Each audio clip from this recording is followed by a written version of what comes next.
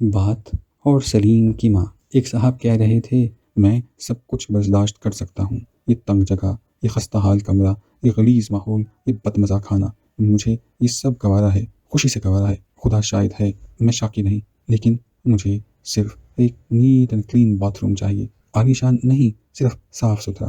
اور میں نے اس کے لیے دگنا کرایہ ادا کیا تھا، مجھ سے وعدہ کیا گیا تھا، مجھے یقین دلایا گیا تھا کہ ایک الگ صاف ستھرا باتھ روم مہیا کیا جائے گا، لیکن ابھی تک وعدہ ایفا نہیں کیا گیا۔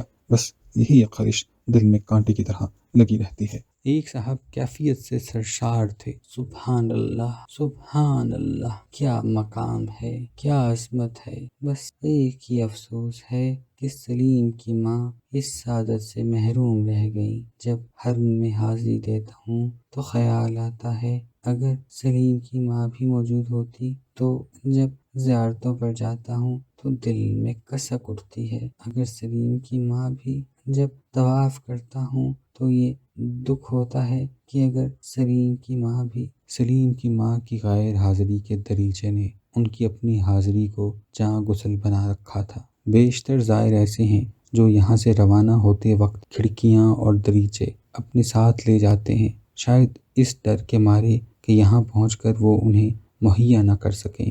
روانگی کے وقت ان کی دریچوں کی چوکھٹیں وہ اپنے سامان کے ساتھ لدواتے ہیں، انہیں جگہ جگہ ساتھ لیے پھرتے ہیں، اور ہر مقام پر پہنچنے کے بعد ان کا پہلا کام یہ ہوتا ہے کہ انہیں فٹ کر لیں، اور جب وہ فٹ ہو جاتے ہیں تو وہ مسلسل باہر دیکھنے میں محو ہو جاتے ہیں۔ صرف عام لوگوں کی بات نہیں، بڑے بڑے دانشور بھی اپنے اپنے دریچے ساتھ لے جاتے ہیں، حالانکہ دانشور کو نئے اور تازہ دریچے ایجاد کرنے میں دیر نہیں لگتی۔